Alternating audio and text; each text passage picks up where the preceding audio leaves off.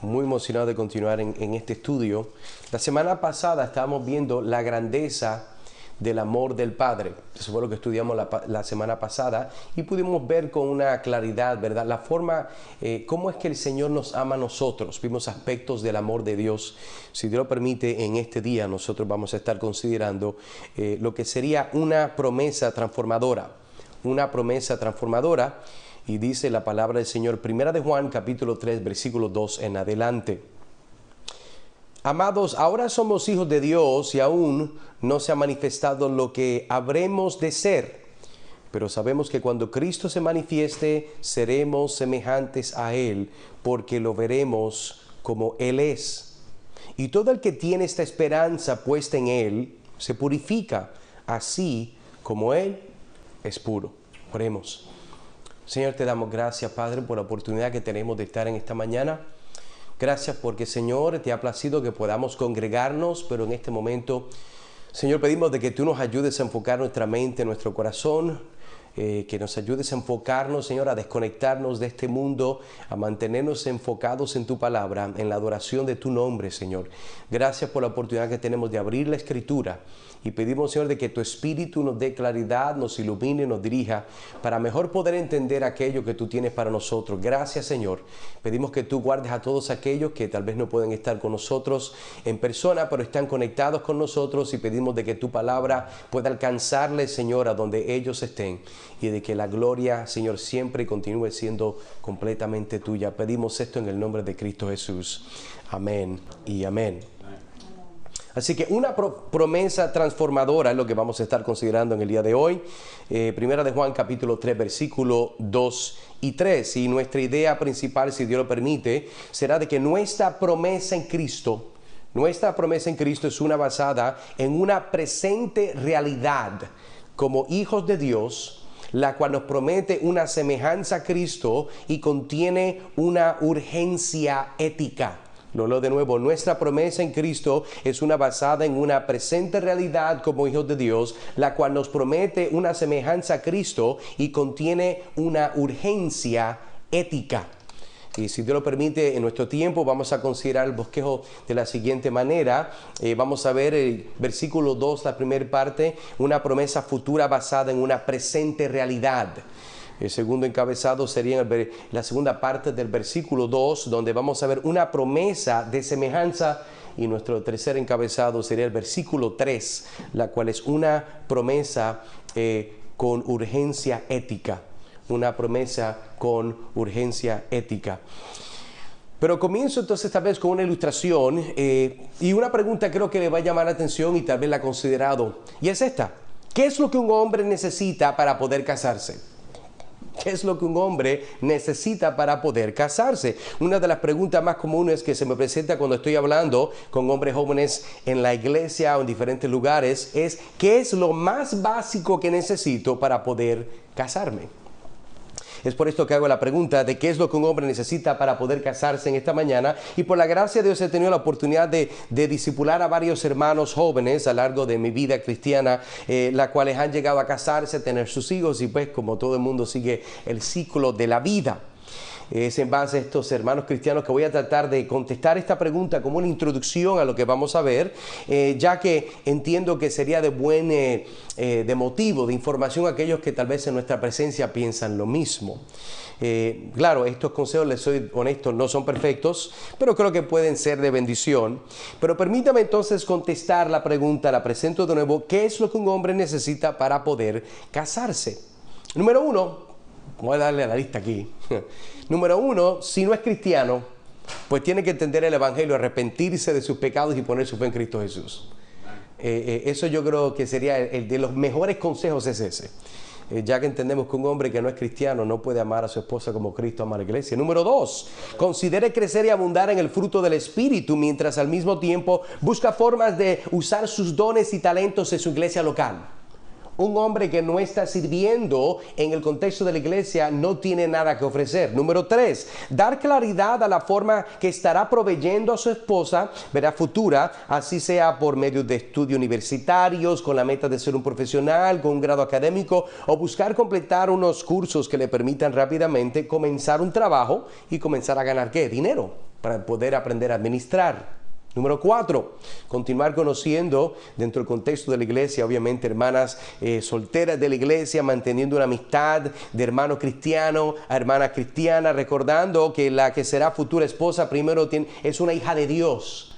Es una hermana en Cristo Jesús. Número 5, completar sus estudios con profesionalismo y perseverancia, con la meta de llegar a tener un trabajo a tiempo completo en el área la cual cursó sus estudios. Eso es muy importante. Número 6, después de haber podido obtener el trabajo y un ingreso fijo, comenzar a buscar poder vivir solo con la meta de tener claridad de lo que cuesta vivir. ¿Cómo usted hace un presupuesto? Tiene que aprender a hacer, ¿verdad?, los números. Tiene que tener claridad cómo va a vivir. Número 7, tomar las amistades que tiene actuales y buscar dentro de esas amistades, ¿verdad? Porque tiene amistades de hermanas en la iglesia, y ver cuáles tal vez son las que más le competen. Dicen por ahí, si hay química, hay conexión, y obviamente para poder llegar a lo que se llama un cortejo bíblico. Número 8, si la muchacha, la hermana también está interesada en hacer la relación más seria con la meta de moverse a casarse, entonces debería buscar hablar con sus padres. Muy importante que un hombre hable con el papá y la mamá de esta joven y dejarle saber la intención de su corazón. Número 9, si los padres le dan la bendición de proceder a un cortejo, noviazgo serio, tratar por lo más aprender quién es su futura esposa. También obviamente tratar de no perder su tiempo, buscar una sortija, hacer los planes, ¿verdad?, consolidar. Hay personas que pasan años y no hacen nada y la pobre mujer esperando. ¿Cuándo? Esa desesperación no es amigable. Por último diría, orar, ser fiel y puro en su relación hasta el día de su gran boda. Entonces, ahora permítame entonces hacer la conexión. ¿Por qué comienzo con la pregunta? ¿Qué es lo que un hombre necesita para poder casarse? Yo creo que de la misma forma que un joven se prepara para manifestar su futuro llamado como esposo, el apóstol Juan sigue escribiendo a la iglesia de Éfeso con la meta de recordarles que ellos son hijos de Dios, aunque algo mayor está de camino. Así como el joven que quiere llegar a ser un novio, un esposo, mantiene una esperanza y se prepara también el cristiano, y el cristiano debe de tener esa misma esperanza que la Biblia nos va a decir en estos versos para poder seguir preparándose mientras llega el cumplimiento de tal y dicha esperanza. Así que de la misma forma que un hombre debe de considerar qué es lo que necesita para casarse, el cristiano debe de considerar qué es lo que Dios me llama a mí para sostener esa esperanza y poder llegarla a ver en su cumplimiento. Mire conmigo el texto y vemos de cerca lo que el Espíritu Santo está diciendo por medio de las palabras de Juan. Mire lo que dice ahí, versículo 2, primera de Juan, capítulo 3, versículo 2. Amados, ahora somos hijos de Dios, y aún no se ha manifestado lo que habremos de ser, pero sabemos que cuando Cristo se manifieste seremos semejantes a Él, porque lo veremos como Él es. Entramos entonces en nuestro primer encabezado, una promesa futura basada en una presente realidad. Eso es muy importante, una promesa futura basada en una presente realidad. Y si fuéramos a ver entonces este verso, algunas de las observaciones que debemos y podemos hacer es, número 1, ¿quiénes son estos amados? Si usted nos está acompañando por primera vez, entendemos que hay un uso particular cuando Juan está hablando a la iglesia, cuando él dice amados. ¿Quiénes eran antes de ser hijos de Dios? ¿Qué es lo que eran estas personas? Si ahora son hijos de Dios, ¿qué eran antes? A veces es una buena pregunta que debemos de averiguar. Número 3, ¿qué es lo que se va a manifestar en el futuro? ¿Qué es lo que se va a manifestar en el futuro? Y la razón por la cual vemos una promesa futura basada en una presente realidad, hermanos, es porque Juan nos está dando claridad que lo que será manifiesto está totalmente dependiendo de lo que es y lo que nosotros somos en el día de hoy. Pero antes de ver esta manifestación, veamos cómo Juan comienza cuando dice amados. Ese es uno de los términos más preferidos de Juan cuando él escribe a la iglesia. Y podemos entonces volver a hacer la pregunta, ¿quiénes son estos que se le está llamando amados? Y la mejor pregunta es, ¿de dónde vienen? ¿Quiénes son y de dónde vienen? Creo que Pablo también puede dar más claridad de quiénes son estos a los cuales Juan designa como amados. Y si nosotros fuéramos a ver Romanos capítulo 8, versículo 29, dice, porque a los que de antemano conoció, también los predestinó a ser hechos conforme a la imagen de su Hijo, para que Él sea primogénito entre muchos hermanos. Entonces, note que con claridad y precisión podemos mejor entender quiénes son estos amados. Ellos son los que el Padre conoció de antemano, los que predestinó a ser hechos a la imagen de Jesucristo con una meta particular. Ahora, estos amados son los mismos que Juan mencionó en el verso 28 del capítulo 12, primera de Juan, y esto es lo que él dijo en ese verso. Y ahora, hijos, permanezcan en Él para que cuando se manifieste tengamos confianza y no nos apartemos de Él avergonzados en su venida. Es interesante lo que Juan está diciendo aquí, porque hermano, tienes que hacer la conexión. Los amados son los que permanecen en Cristo, la cual se manifestará en un momento futuro, ¿entiende? Los amados son los que permanecen en Cristo, pero este Cristo se manifestará en el futuro. Yo creo que Juan específicamente está hablando del aparecimiento, o lo que llamamos el regreso del Señor Jesucristo en su segunda venida, porque Él va a llegar como rey, va a hacer justicia, va a reinar para siempre. Eso es lo que está hablando cuando dice de que leemos en este verso, y no nos apartemos de Él avergonzados en su venida, en su aparición. Ahora, también es necesario que los que son amados por necesidad y por lógica tienen que ser hijos de Dios. Usted no puede ser amado de Dios y no ser hijo de Dios.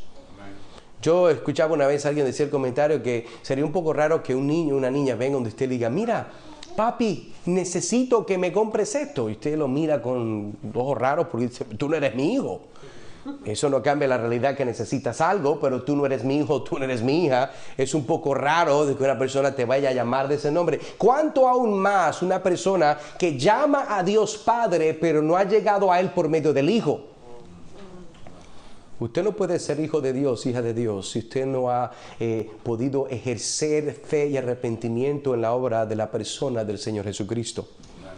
Es necesario recordar entonces que nadie puede tener al Padre si niega al Hijo, y de eso lo hemos visto anteriormente, porque cuando nosotros entonces vemos este verso de nuevo, amados, ahora somos hijos de Dios y no se ha manifestado lo que habremos de ser, pero sabemos que cuando Cristo se manifieste, mira el lenguaje, es un lenguaje futuro, se manifieste, seremos semejantes a Él, porque lo veremos tal como Él es. Pero vuelvo y hago este enfoque, si usted no tiene usted no va a tener acceso al Padre si no es por medio del Hijo. Y por eso Juan anteriormente nos había dicho en el capítulo 2, versículo 23, y dice, todo aquel que niega al Hijo, tampoco tiene al Padre.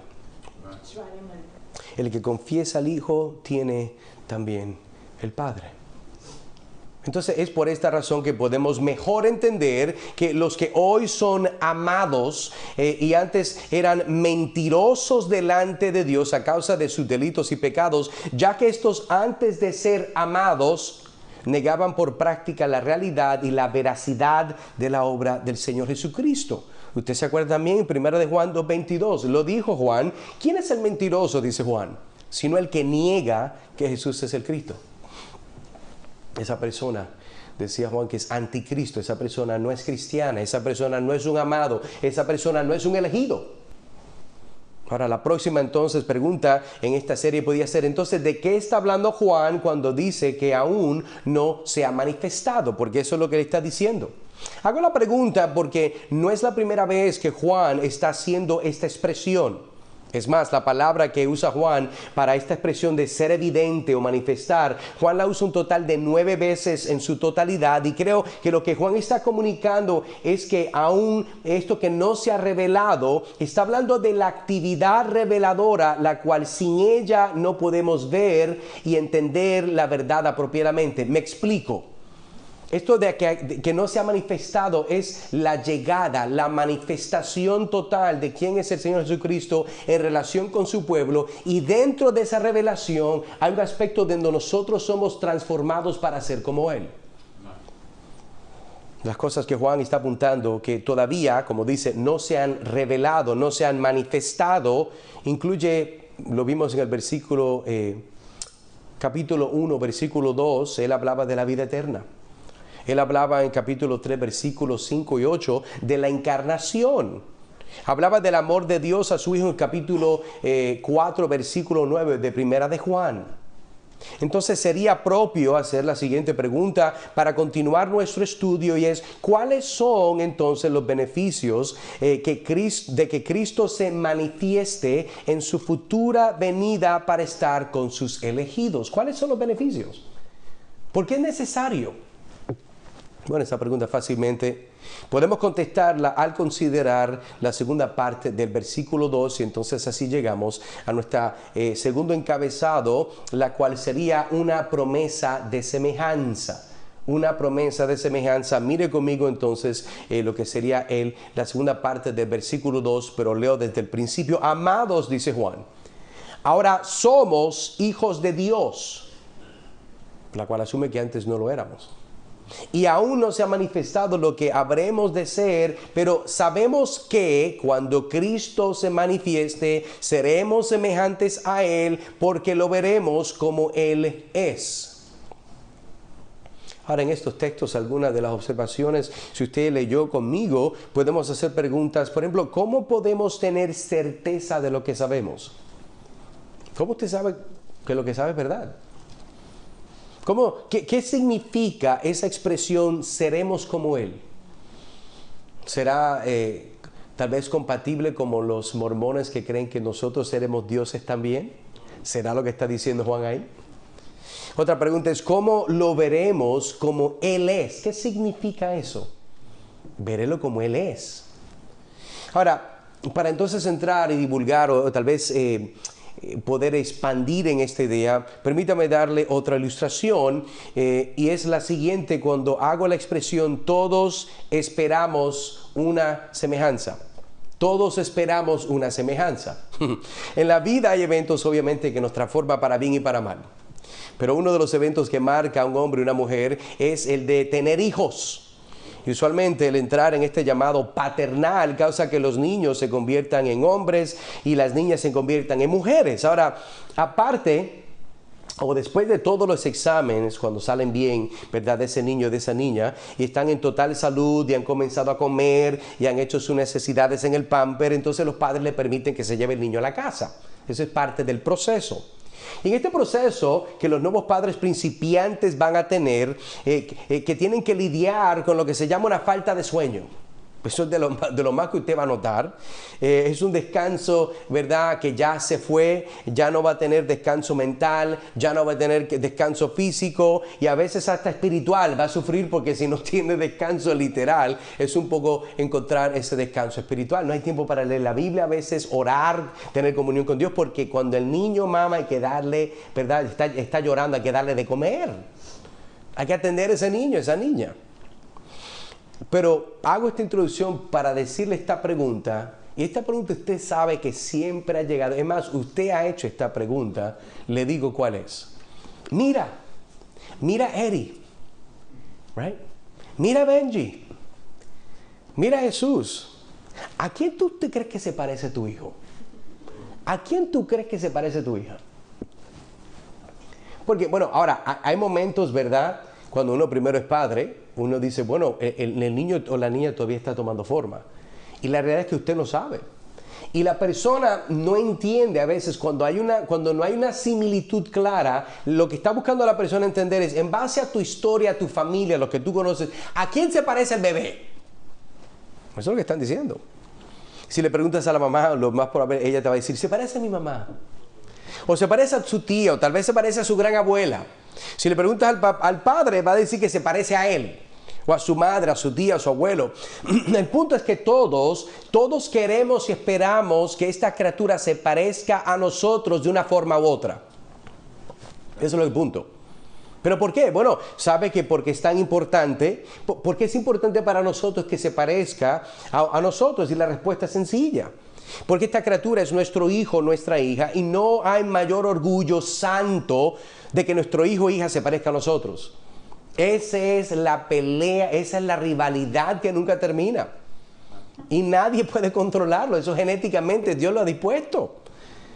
Y no solamente estoy hablando de similitud, sino que también de carácter. Eso usted lo sabe con el tiempo, mientras crece el niño.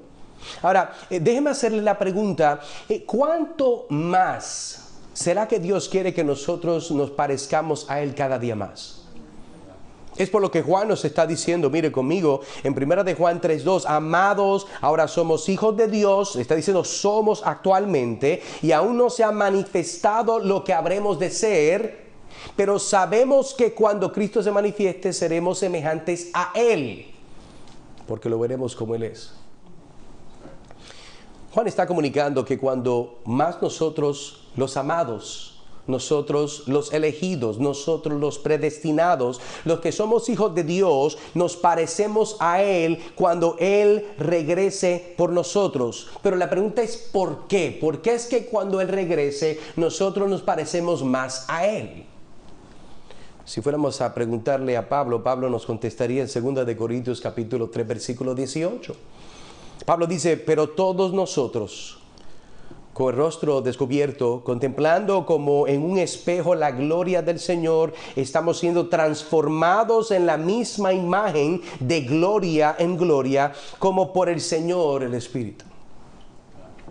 Pablo en este verso nos está diciendo que llegará un día, muy pronto, donde todos nosotros, los amados, los predestinados, los elegidos, con nuestro rostro descubierto, con cuerpos glorificados, podremos verle de la misma forma cuando tú y yo vemos nuestro rostro en un espejo. Ese tipo de imagen es lo que vamos a ver. Eso es lo que está comunicando la Escritura. Pero amigo, hermana, quiero que seas impactado con esta verdad. El apóstol Juan y Pablo ambos están afirmando que si nosotros continuamos permaneciendo en Cristo, llegará el día donde nosotros lo veremos cara a cara.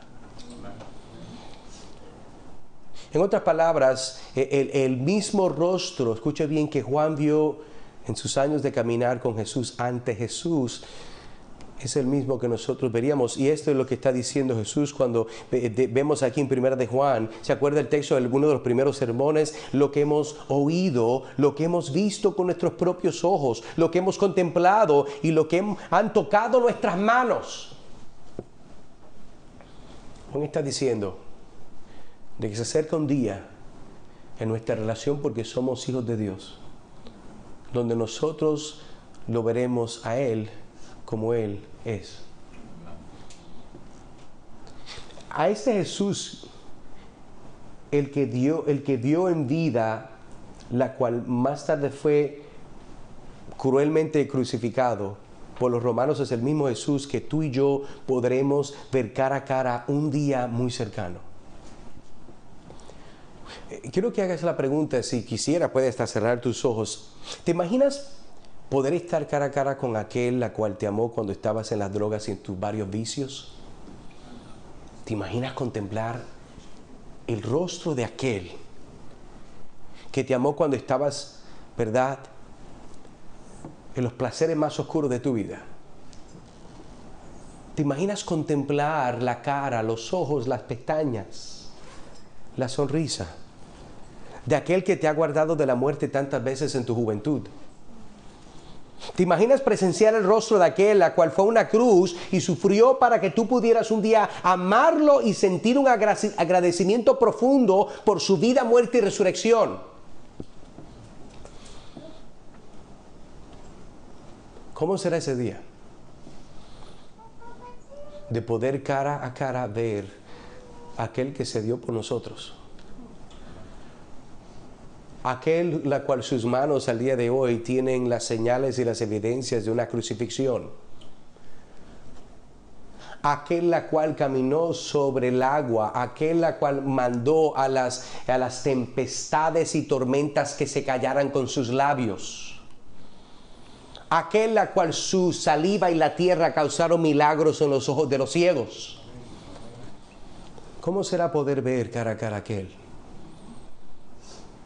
la cual dio su vida por ti y por mí? En otras palabras, Juan está confirmando que cuando finalmente Cristo se manifieste en su futuro regreso y llegada, le veremos a Él de tal forma como cuando lo veas, cuando ves tu imagen tan parecida a la de Él, que tendrás la sensación que estás mirando un espejo. Yo quiero que usted entienda la severidad de lo que estoy diciendo.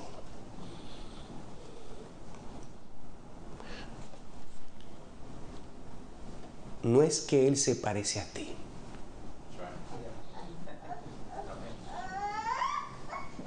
Es que cuando tú lo veas aquel día, tú vas a ver, Él se verá en ti. Por eso es que estamos hablando de una promesa transformadora. La promesa de que algún día nosotros, que somos los hijos de Dios, le veremos cara a cara. Le veremos cara a cara donde no hay más lágrima, donde no hay más dolor, porque todas esas cosas habrán de pasar. Pero hermano, gloria a Dios. Gloria a Dios. Esto significa que ese día el evangelio de gracia que Dios usó para salvarte cumplió totalmente su propósito cuando estés delante de Él y Él se mire dentro de ti. Esto significa que aquel día no tendrás más enojo en tu corazón por todas las personas que te hicieron daño, las personas que fueron injustas en tu niñez, las personas que abusaron de tal vez de ti emocionalmente, verbalmente, en muchos casos físicamente. Ese día cuando veas a tu Señor no pararás de llorar de gozo, entendiendo que no importando qué tan difíciles fueron las pruebas de tu vida, todo valió la pena si al final estás cara a cara con Él.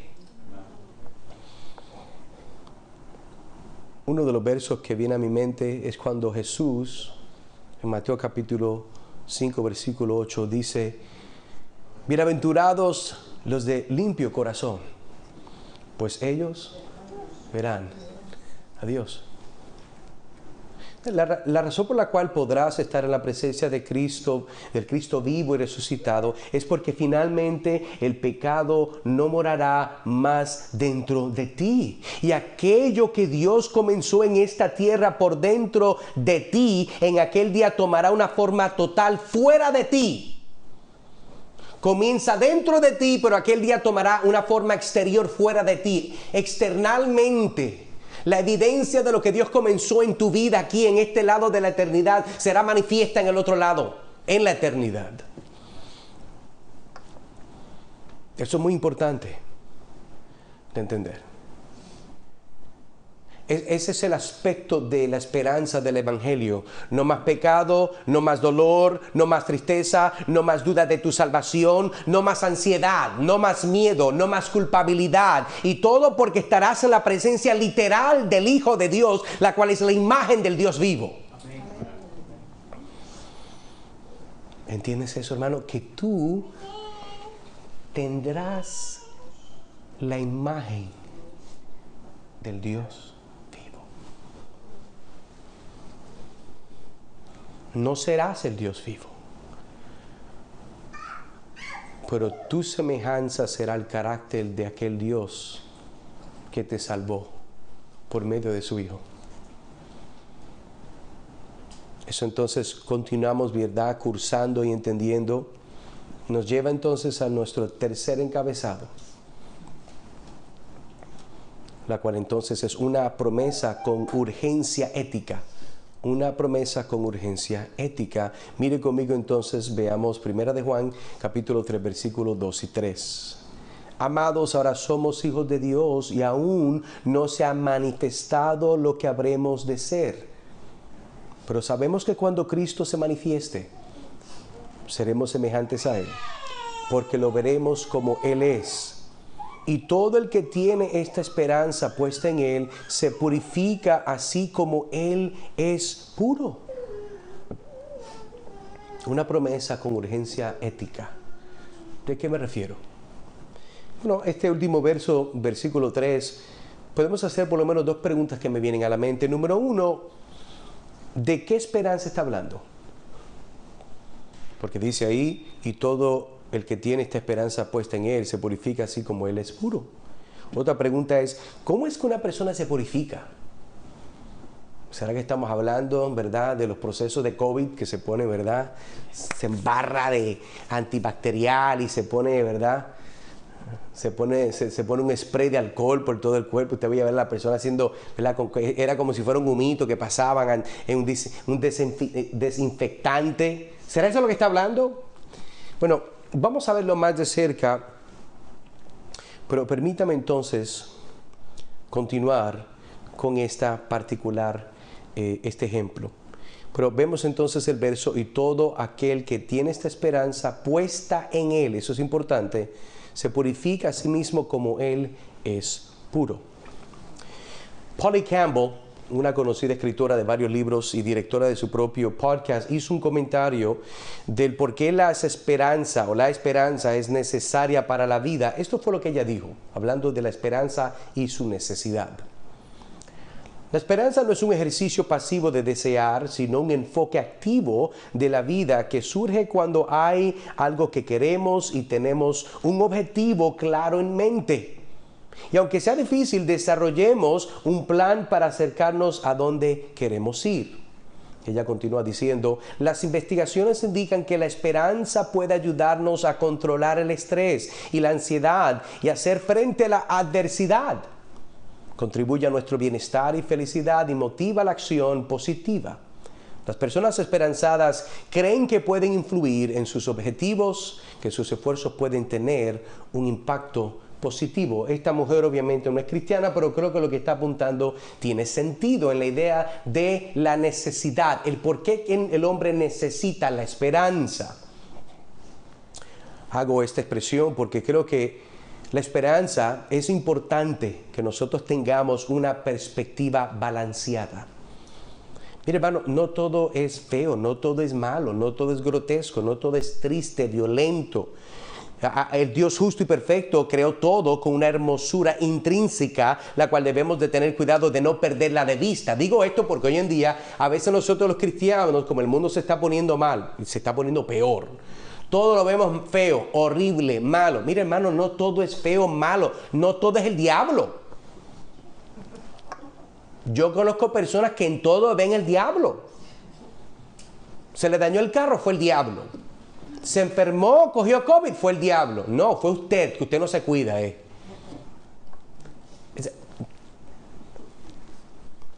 No todo es malo, feo, oscuro, grotesco. ¿Qué tiene que ver eso con la esperanza? Y es necesario entender que el momento que cualquier ser humano pierde la esperanza del nuevo día, ese nuevo amanecer, esa persona corre el riesgo de querer terminar con su vida porque aquello por la cual motivaba su existencia ya desapareció, la cual era la esperanza. Por eso es que digo que no todo es malo. Las personas que pierden esperanza tienden a tener un enfoque negativo en todo. Todo es malo, soy víctima, nadie me quiere, Dios no me bendice, yo trabajo, yo estoy maldecido, no importa cuánto le meto, Dios no me da favor. Bueno, mire, compárese con Cristo. No, si hubiese alguien que pudiera decir eso, no fue Cristo. Sin embargo, entendemos de que ese no es el caso. Cuando nosotros perdemos de vista la esperanza, nosotros llegamos a un momento donde no hay hermosura, no hay nada digno de disfrutar en la vida cristiana.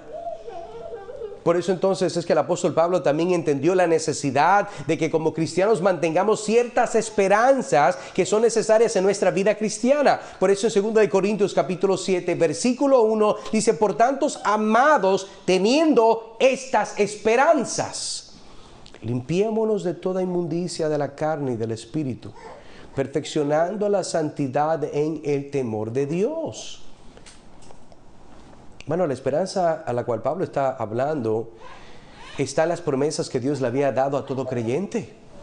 Esta es la misma idea que Santiago y Pedro presentan en sus respectivas cartas. Por ejemplo, Santiago dice capítulo 5, versículo 8, sean también ustedes pacientes, fortalezcan sus corazones porque la venida del Señor está cerca. Eso es una esperanza. Eso es lo que están diciendo. Entonces, por cuanto el Señor está cerca, sean pacientes, hermanos. No pierdan la paciencia. Fortalezcan sus corazones. Ve el beneficio. Cuando hay esperanza de algo, es razón para actuar hoy. Cuando estamos esperando algo mejor, es la motivación para continuar en esta batalla, amando al Señor, amando al prójimo, lidiando con su pecado, sirviendo al Señor Jesucristo, amando a su esposa, amando a sus hijos, amando a sus familiares no cristianos, amando a su jefe, charlatán, hijo del diablo, que no... exagero, no todos son así. ¿Usted entiende lo que estoy diciendo? Gente que no tiene temor de Dios. El vecino que ahora pues decidió que se va a llamar Juanita y era Juan antes. Y parece un ridículo caminando a la calle con falda. ¿Eso le puede quitar la esperanza a cualquier persona?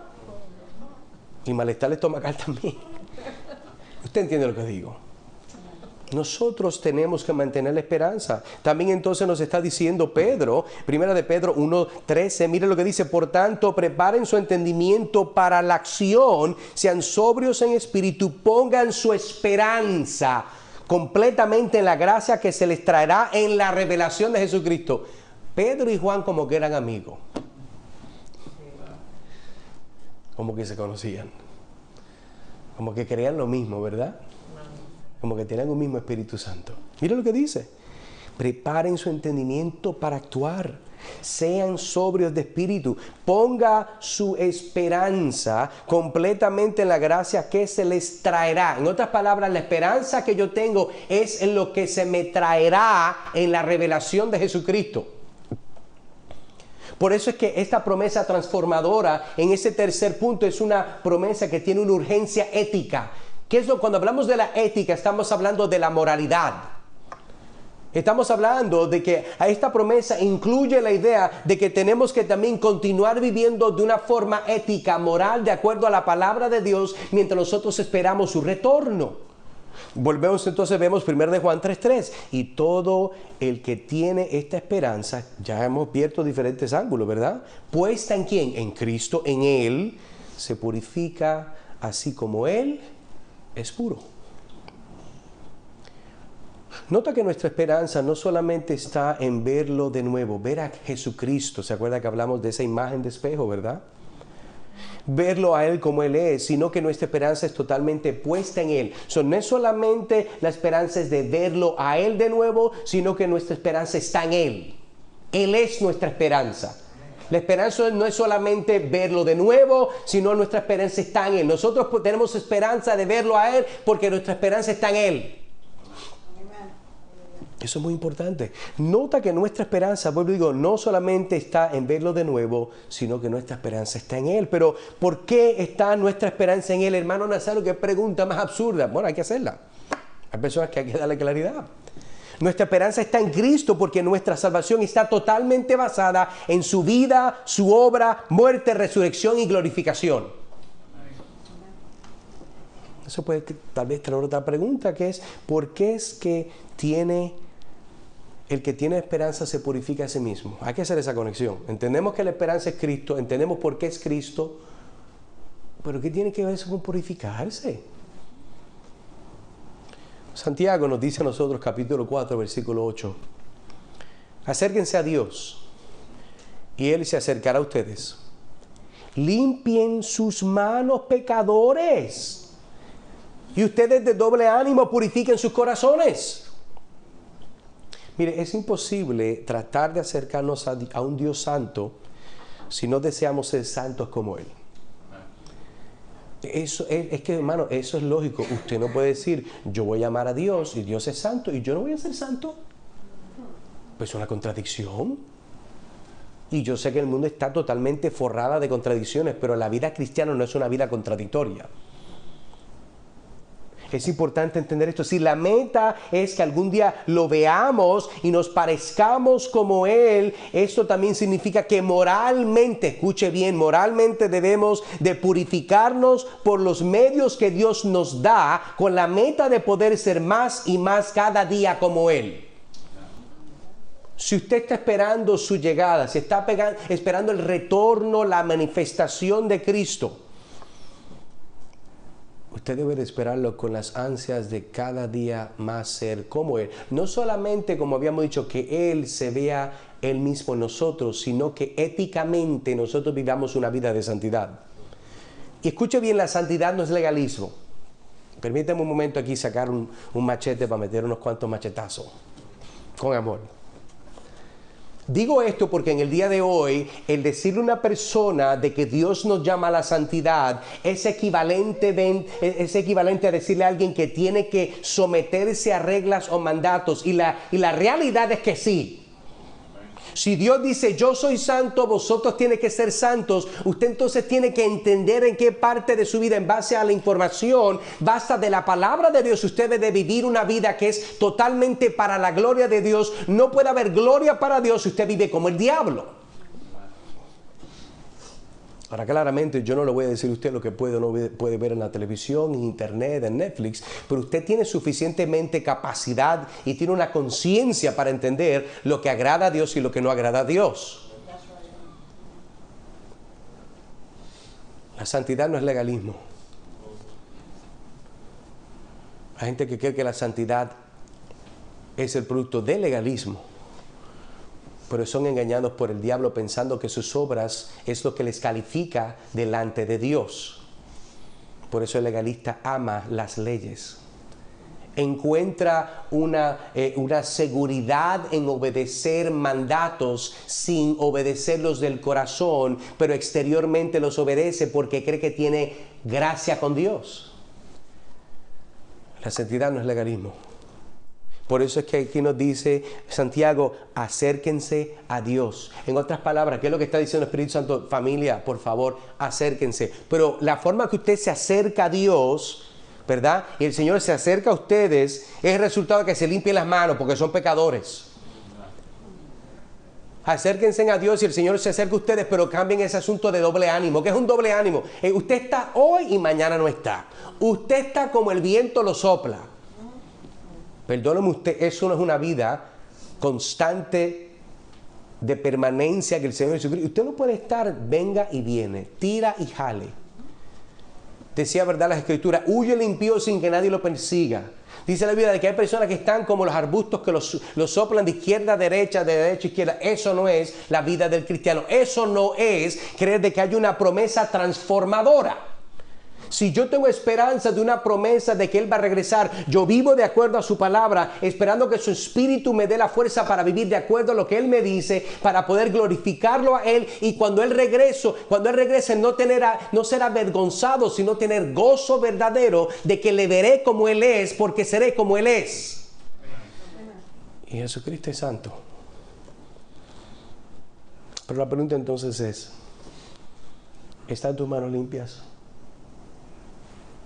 ¿Están tus manos limpias en base a este verso de Santiago? ¿O están embarradas con el barro de tu enojo? ¿Con el barro de tu rebeldía? ¿Eres alguien de doble ánimo? Hoy estás enamorado de Dios. Oh, aleluya, qué bendición. Me leí 20 capítulos de la confesión, 30 salmos, el Nuevo Testamento, 2 veces cantado. Pero mañana nadie te soporta, ni el perro, ni el gato te aguanta. Santiago nos llama, hermanos, a que purifiquemos nuestros corazones. Tus acciones siempre serán el resultado de tu corazón. La Biblia dice que de la abundancia del corazón, particularmente, habla la boca. Pero no solamente habla la boca, sino de la abundancia del corazón, actúas con otros. De la abundancia del corazón, te vas a relacionar con tu prójimo. De la abundancia de tu corazón vas a amar a aquel familiar que dice que es cristiano, pero no camina como cristiano. De la abundancia del corazón vas a tratar a tu familiar, tu esposo, tu tía, tu hermano, que no es cristiano, que muchas veces es una herramienta del diablo para hacerte la vida difícil. De la abundancia de tu corazón vas a relacionarte con esas personas. Por eso Santiago nos está diciendo, purifiquen sus corazones. ¿Sabías que el Evangelio nos recuerda que si algo hemos obtenido es solo por la gracia de Dios a causa de la obra de Cristo en la cruz? Eso es importante mencionarlo, hermano. ¿Sabe por qué? Porque quiero decirte algo. Yo quiero llamarte que confía en tu Señor y Salvador, la cual sufrió, sangró y murió para que tú fueras puro, para que fueras libre, para que fueras santo como Él es. ¿Es Cristo suficiente para ti? Esa es la pregunta. ¿Será Cristo suficiente para ti? ¿O necesitas más porquería de este mundo? Porque eso es lo que hacemos. Cuando nosotros no somos satisfechos de algo, buscamos otras cosas para llenar las áreas donde no estamos satisfechos. Y Pedro nos habla de esto. Mira lo que dice 1 de Pedro 1:22. Puesto que en obediencia a la verdad ustedes han purificado sus almas para un amor sincero de hermanos, ámense, mandato, no es opcional, ámense unos a otros entrañablemente de corazón puro. Nota que el apóstol Pedro también asume que somos elegidos, amados, predestinados, como habíamos dicho. Por esto es que nosotros obedecemos la verdad del Evangelio y por ende hemos purificado nuestras almas con un amor sincero. La evidencia de que hemos purificado nuestras almas con un amor sincero es que nosotros amamos. Pero quiero que notes que el cristiano que ha sido purificado es muy evidente porque ama a los hermanos y hermanas con un amor no barato. No. Es un amor caro, un amor que es resultado de la obra de Cristo. Es un amor entrañable. Es un amor la cual viene de un corazón puro. No dice perfecto, dice puro. Eso es importante recordar. Y en base, por ejemplo, a este texto que nosotros vemos lo que está diciendo Primera de Pedro, y este llamado a nosotros a amarnos con amor entrañable, con un corazón puro, te hago la pregunta, ¿amas a tus hermanos en Cristo? Oh, pues claro, hermano, por favor, ¿cómo va a ser? Pues una falta de respeto.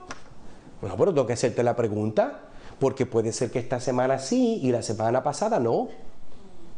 Mi gloria a Dios por eso, ¿verdad? Cambiaste tus caminos, amén, te arrepentiste. Pero vamos a abundar un poquito más en estas preguntas.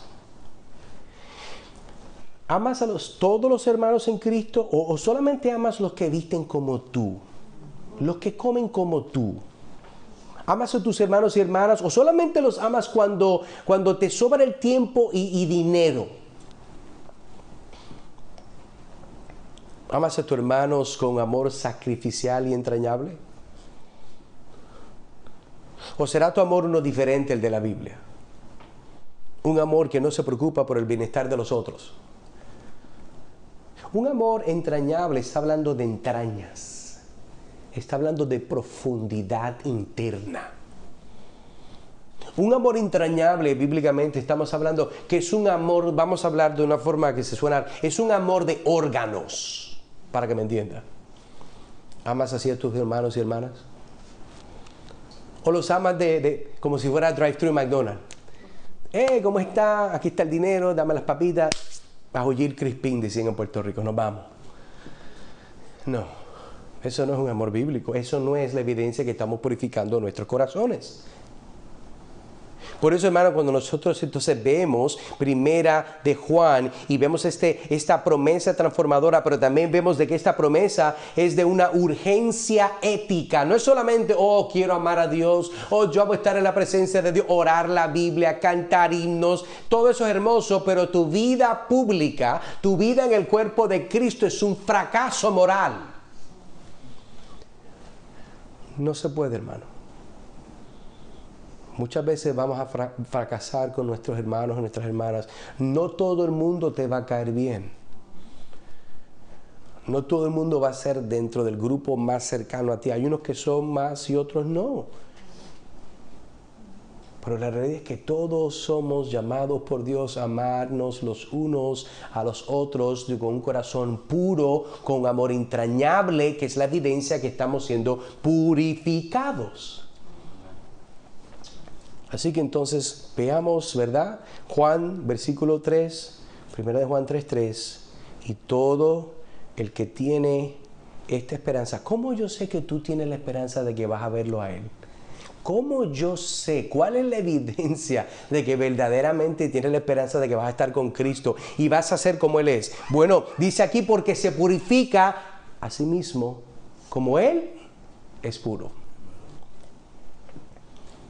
La motivación de tú purificarte y amar a Cristo y vivir una vida ética, moralmente de acuerdo a la palabra de Dios, a la ley de Dios, no es la ley, sino el dador y el amor hacia el dador de la ley.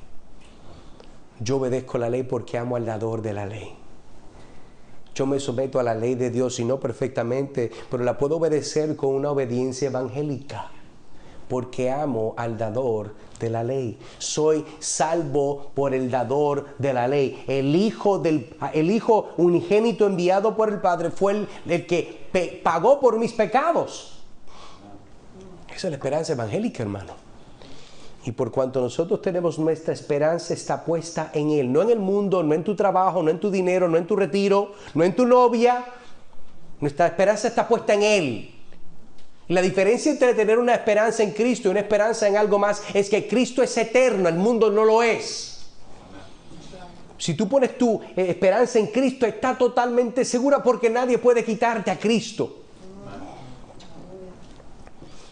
Y como por cuanto nadie nos puede quitar a Cristo y nuestra esperanza está puesta en Él, nosotros nos purificamos así como Él es puro. Pero hermano, es lógico. Es que es lógico porque si en el verso anterior habíamos leído de que nosotros vamos a verlo a Él un día cara a cara y nosotros nos vamos a ver como Él, no solamente exteriormente, sino es interiormente, en naturaleza seremos como Él, santos. Por eso Él dijo, tenéis que ser santos como yo soy santo. Otro verso muy popular que hemos escuchado, sin santidad nadie verá al Señor. ¿Usted qué significa eso? Una perfección total, que es el resultado de la obra regeneradora del poder de Dios, el Espíritu Santo, que aquel día tomará una obra física en nuestro cuerpo. Seremos como Él es, sin pecado, físicamente. Gloria a Dios por eso. Así que repasamos una vez más. Una promesa transformadora es una promesa futura basada en una presente realidad. Es una promesa de semejanza, seremos como Él es en un futuro. Es una promesa con una urgencia ética. Así que el Señor nos ayude, oremos. Trino Dios y Padre Celestial, te doy gracias. Porque esta promesa transformadora es una que totalmente calibra nuestros ojos, intenciones y corazones a la persona de Cristo. La razón por la cual nosotros tenemos esperanza es porque nosotros, los que hemos sido salvos por tu poder, por tu amor, tu infinita gracia, tú nos has dado ojos para verte, corazones de carne para amarte, deseos nuevos para desearte, Señor, y te damos gracias por eso. Ayúdanos, Padre, a aprovechar esto.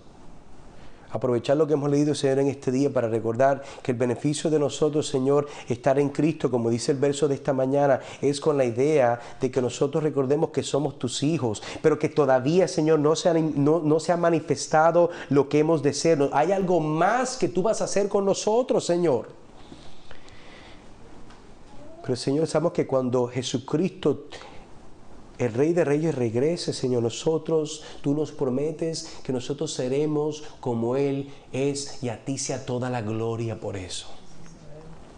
Ayúdanos, Señor, a ser fiel. Ayúdanos, Señor, a amarte en el momento bueno, en el momento malo, cuando hay dinero, cuando no hay dinero, cuando hay comida, cuando no hay comida. Ayúdanos a ser fiel. Confiamos totalmente en tu Espíritu para ayudarnos a amarte, a odiar el pecado y a vivir de una forma santa para tu gloria. Ayúdanos a ser más purificados. Pedimos esto en el nombre de Cristo Jesús. Amén y amén.